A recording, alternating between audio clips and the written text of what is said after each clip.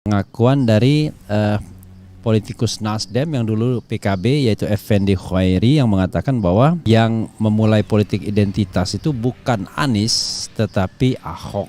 Framing ini nggak berhenti, satu momen ya terus menerus diglorifikasi. Jadi seolah-olah yang tidak rela politik identitas itu berakhir itu adalah justru penyerang Anies, ya.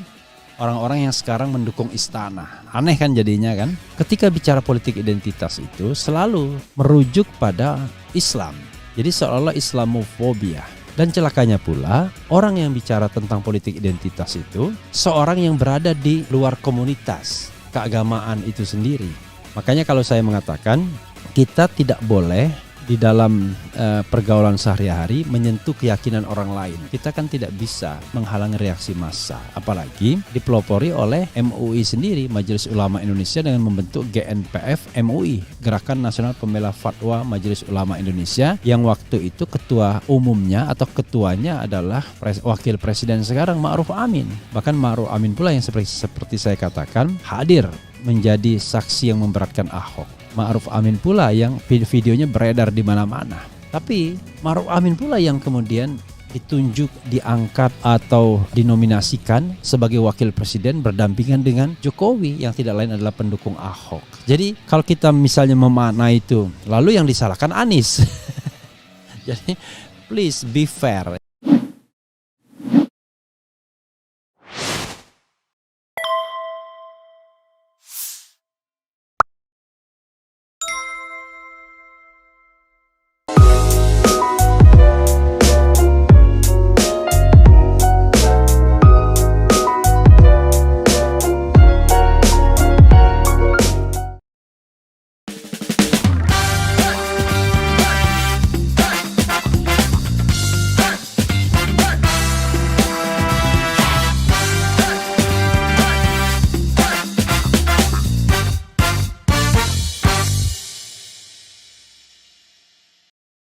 Sama bernarasi, kita saling menghormati narasi. Tapi kalau terus-menerus dinarasikan seolah-olah Anies itu membahayakan bagi bangsa, dan ini saya kira yang harus kita bantah. Kita ini siapa? Kita harus menghormati semua warga negara punya hak yang sama, dipilih dan memilih, kemudian punya tanggung jawab yang sama untuk majunya bangsa dan negara ini. Caranya yang berbeda, kompetisi, pilihan partainya, pilihan ininya itu yang berbeda. Adapun kemudian simbol identitas segala macam, kita ini semuanya sebetulnya beridentitas. Siapa yang tidak beridentitas? Lahirnya pemilu Jakarta yang seperti ini, sebetulnya faktor utamanya bukan Anies loh, tapi Ahok. Orang Kristen, Cina mengutip ayat Al-Quran, berangkatnya dari situ. Yang menafsirkan ayat semaunya. Di sini sebetulnya titik tolaknya. Apa nggak tahu ini? Ini dilupakan yang menjadi penyebab. Lalu kemudian ada reaksi. Dari aksi Ahok kemudian ada reaksi. Reaksi yang berbau agama itu kemudian dijadikan satu framing seolah ini politik identitas dan dialamatkan kepada Anies. Ini yang harus kita bantah. Itu ahistoris. Ya, itu tidak faktual. Nah, itu karangan, itu framing. Jadi faktor utamanya yang menampilkan politik identitas adalah Ahok. Yang waktu itu kita dukung. Kan? Karena kinerjanya dan segala macam. Gitu kan? Nah oleh karena itu, kalau kita tidak masuk berdebat soal itu, maka ini harus dihentikan. Pak Bukhari izin komentar dikit di situ. Harus dihentikan. Sekaligus bertanya ke Bapak. Jadi menurut saya sih Pak Bukhari. Biar selesai dulu. Oh biar selesai. Ya, jadi kalau ngangkat politik identitas, mari kita cari ujung persoalannya. Persoalannya adalah Ahok. Mari kita lihat sejarah ke belakang. Tidak ada sebelumnya. Saya ikut kok. Saya ikut berproses di situ kok. Menjadi saksi saya. Ya? Termasuk ketika diundang diundang TV One untuk mempersoalkan ini di Hotel Borobudur. Saya bilang ini faktornya karena Ahok. Nah barulah ada reaksi. Dan harus disadari, reaksi itu dari mayoritas rakyat. Di mana Indonesia itu mayoritas Muslim. Lah kemudian ada berbau-bau agama seperti itu. Itu logis. Secara filosofis masuk akal, secara sosiologis nggak bisa dihindarkan. Ya, secara juridis boleh. Kan? Ini tidak dalam rangka menghancurkan negara Indonesia. Tidak dalam rangka justru untuk Indonesia. Jangan dilupakan sosiologis ini. Lalu kemudian direaksi dengan narasi-narasi. Identitas. Pukulannya kepada siapa? Kepada mayoritas. Apa enggak sakit itu? Nah, oleh karena itu, kalau mau ngangkat-ngangkat itu kita bisa berbantahan. Karena itu akhiri. Framing politik identitas seolah-olah itu negatif. Bagi kami yang muslim, mayoritas, bagi Anies secara spesifik, dijuluki bapak politik identitas segala macam, ini saya kira tidak fair. Ini harus diakhiri. Ke depan kita kompetisi ide, gagasan, bagaimana Indonesia ke depan. Menyelesaikan utang, bagaimana kesejahteraan rakyat, bagaimana keadilan hukum, dan segala macam. Kita debat di situ. Bukan yang gimmick-gimmick seperti ini. Kemudian nge-frame orang semaunya sendiri. Itu yang kedua. Yang berikutnya, kearap-arapan. Apa bedanya dengan kecina-cinaan? Kita ini nggak bicara itu lagi. Arab, Cina, siapapun yang menjadi warga negara Indonesia punya hak yang sama. Punya hak yang sama. Tidak ada itu lagi. Ya, kita hanya berbeda selera, pilihan, warna, komitmen kita. Jangan diajari kami tentang nasionalisme. Kami fasih menjelaskan butir-butir tentang Pancasila itu dengan dimensi keagamaan yang sesuai dengan sosiologi dan antropologi Indonesia. Fasih. Dan itu rakyat mayoritas Indonesia.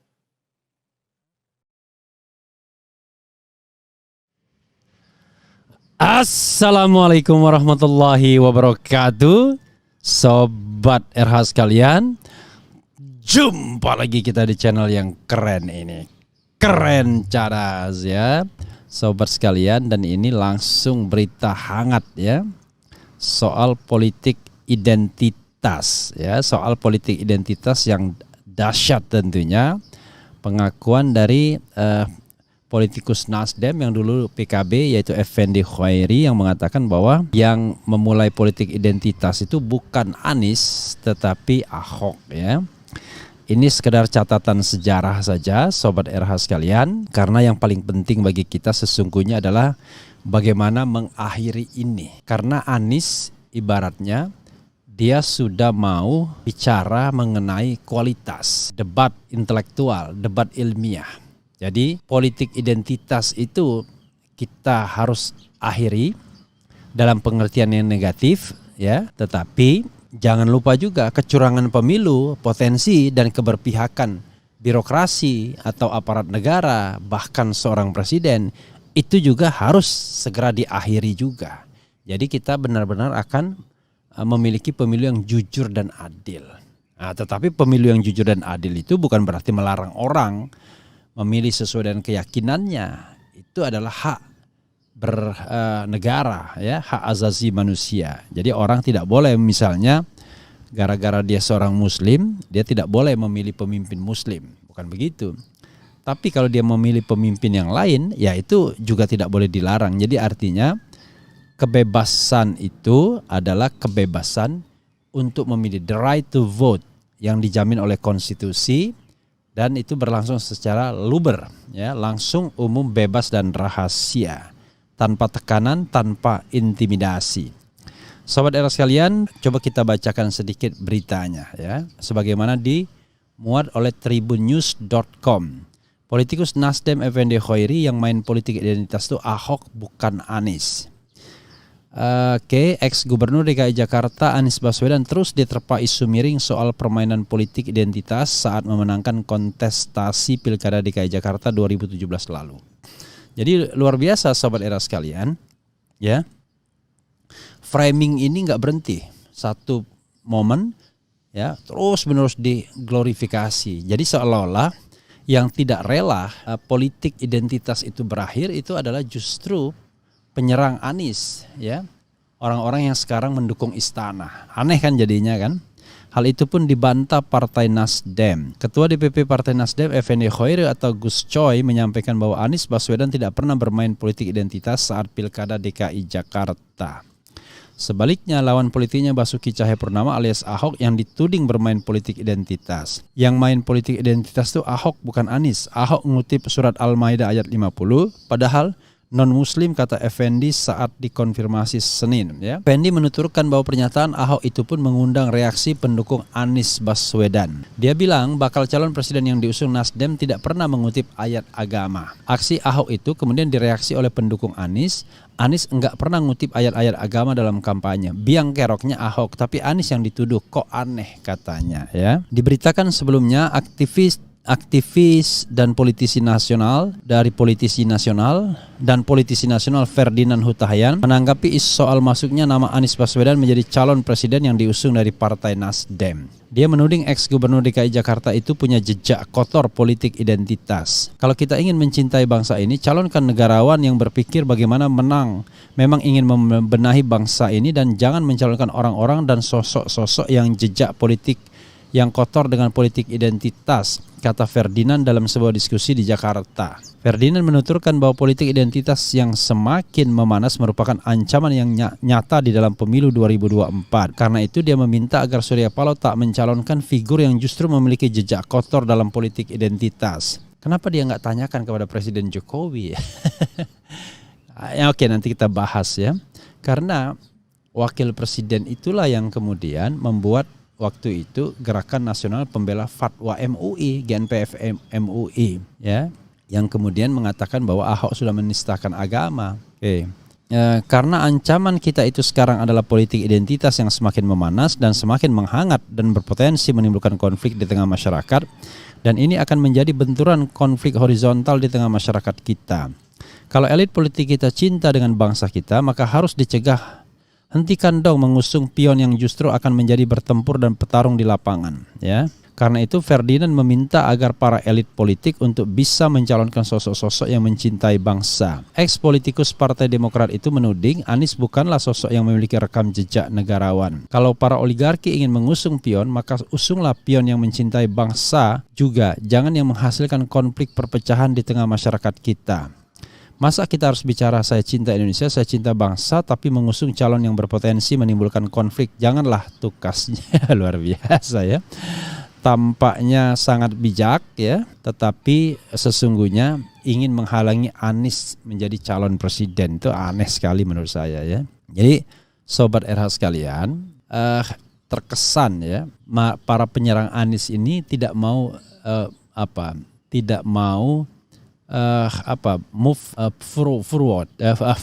ya, tidak mau move forward. Kenapa begitu? Karena mereka akan kehilangan katakan legitimasi untuk mengkritik Anies kalau tidak ngomong tentang politik identitas. Biasanya kalau orang ngomong soal Anies itu politik identitas dan tidak bisa kerja, kan kira-kira begitu. Dan mereka selalu mengatakan itu. Tapi untuk tidak bisa kerja itu akan terbantahkan kalau kita melihat apa yang sudah dilakukan Anies selama 5 tahun di Jakarta. Yang pasti banyak yang dia tinggalkan ya.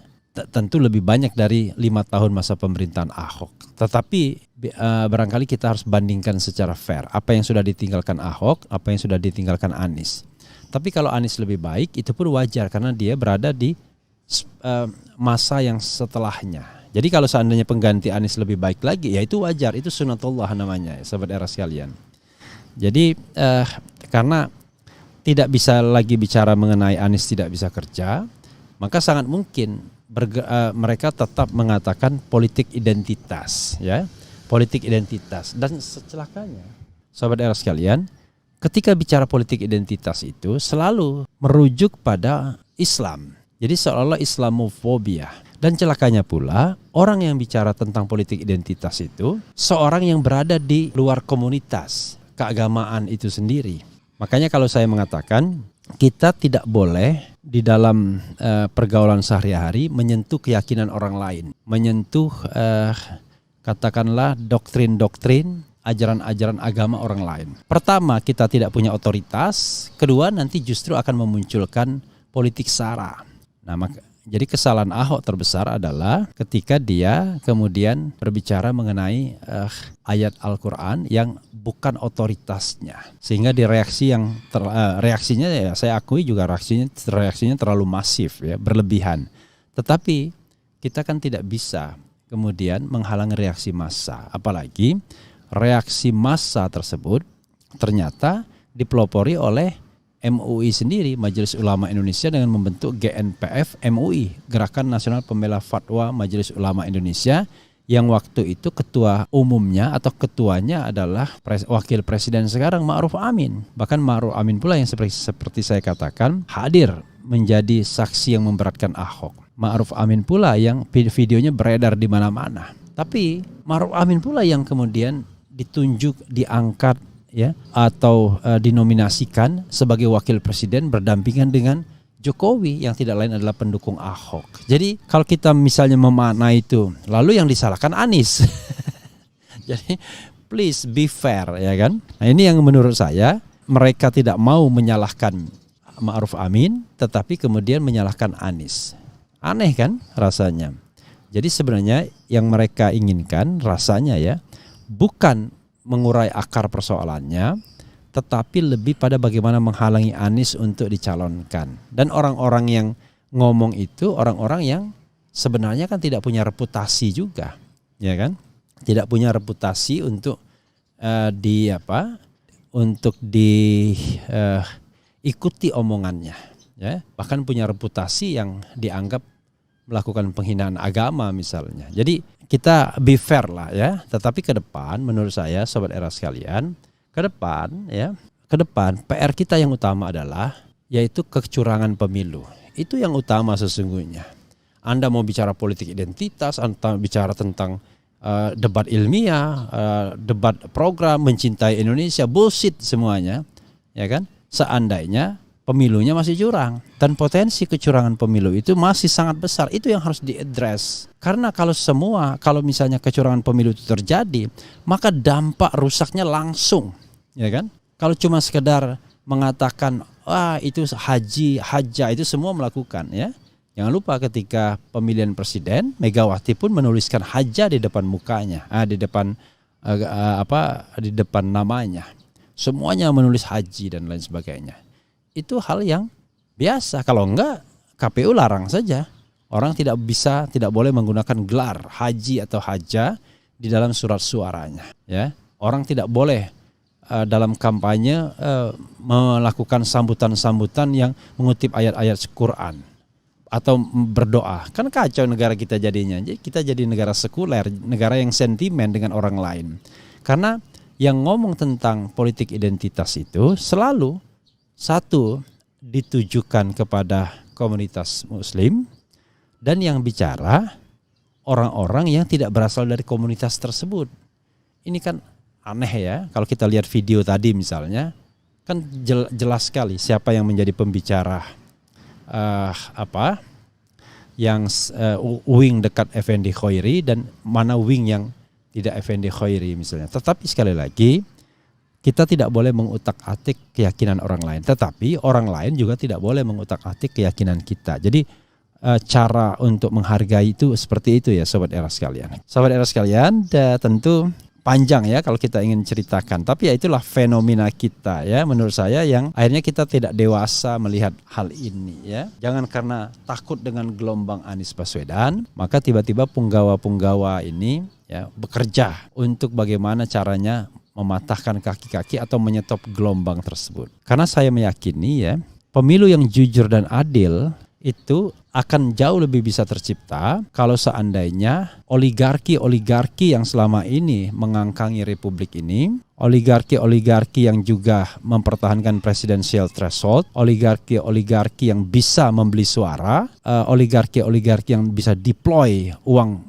gila-gilaan sampai triliunan dihadapi dengan gelombang rakyat atau people movement atau the wave of Indonesian people. Jadi gelombang rakyat Indonesia atau bahkan people power. Nah, dari situlah ada keseimbangan. Kalau tidak, maka yang terjadi adalah siapapun calon yang didukung oleh kekuasaan, didukung oleh financial resources, ya state financial resources, didukung oleh state apparatus dan didukung oleh state facilities, maka akan memenangkan pertarungan. Tidak secara fair, tidak secara jurdil, tetapi secara kotor. Nah, kita tidak ingin pemimpin itu dihasilkan dengan cara kotor, ya. Kita tidak ingin pemimpin itu hasil dari comberan pemilu. Kira-kira begitu ya Sobat Era sekalian. Jadi instead of bicara politik identitas, yang paling kita khawatirkan adalah pemilu itu curang, ya kan? Sementara kubu yang sana mengatakan menakutkan politik identitas karena dianggap itulah yang bisa mengalahkan calon dari mereka yang barangkali akan didukung oleh kekuatan istana atau kekuatan-kekuatan finansial, kekuatan-kekuatan percukongan dan lain sebagainya. Jadi lucu, cukong nunjuk cukong. Padahal kita tahu siapa yang paling besar potensinya untuk digerakkan oleh oligarki dan bukan Anies Baswedan ya. Kalaupun ada penyumbang-penyumbang Anies itu bukan orang-orang dengan skala ekonomi yang luar biasa, biasa-biasa aja ya. Nanti kita akan lihat ya, misalnya 5 keluarga yang menguasai 40% GDP itu kemana arah anginnya, kemana mereka mau mempengaruhi politik kita. Belum lagi kalau kita bicara geopolitik luar negeri ya, memang hubungan-hubungan kekuasaan sekarang dengan negara tertentu seperti China itu tidak berpengaruh dalam proses berpemilu ke depan ya. Nanti akan dihadapi secara geopolitik dengan kelompok-kelompok yang melobi kekuatan barat. Maka jadilah kita ladang perang ya kan. Jadi kita menjadi tempat berlangsungnya perang ya. Nah, ini yang kemudian yang kita harus hindari. Jadi pemerintahan juga tidak boleh mengundang kekuatan asing ya, apalagi kita tahu bahwa bagaimana akrabnya kekuasaan sekarang dengan pemerintahan Cina untuk misalnya minta bantuan memenangkan pertarungan. Jangan sampai terjadi ya. Karena kalau itu terjadi maka kita sudah menggadaikan kedaulatan kita kepada kekuatan asing ya. Baik kubu istana, kubu negara maupun kubu non istana. Kita harus bertarung secara fair di antara anak-anak bangsa ini ya, sahabat Era sekalian. Itu saja. Wassalamualaikum warahmatullahi wabarakatuh.